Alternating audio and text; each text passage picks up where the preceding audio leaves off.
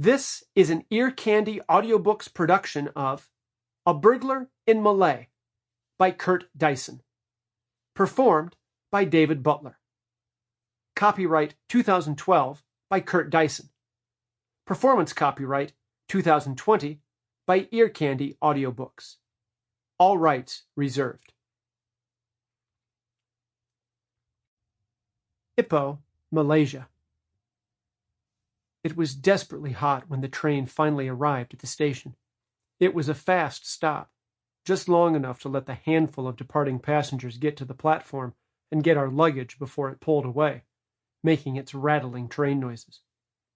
My t-shirt was soaked through and stuck to my skin. It probably hadn't been wise to wear black, but we do strange things for fashion. A hot and intermittent wind gave no relief from the heat, even in the shade.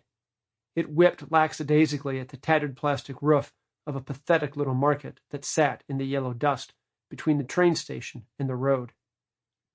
Even from the station platform, I could see that the market offered nothing I wanted or needed. It would be even hotter inside.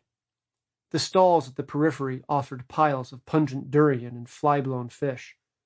There might be more and nicer things inside, but I wanted to keep moving.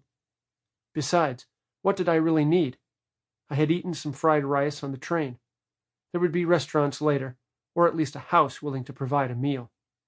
I had my computer, which I wouldn't use until I was certain of an electrical supply. The batteries were getting old. And a small bag with worn clothing. I kept my documents and money, except for a few dollars worth of Malaysian ringgit in a pouch under my shirt, where I hoped they would stay safe. Staying safe was a good thing when you could manage it.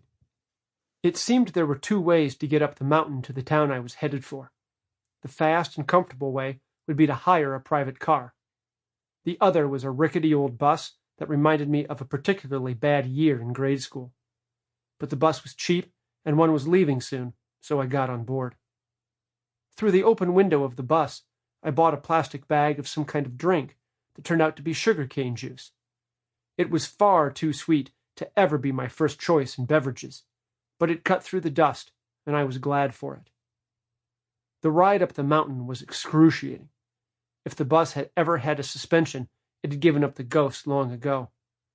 The road was mostly unpaved, and at points seemed too narrow for the bus, and this was a two-way road. We often were passed by cars honking loudly as they hurtled down the mountain at speeds ranging from dangerously stupid to suicidal. Assuming some were the hired cars made me think the bus had been a good choice. Sample complete. Ready to continue?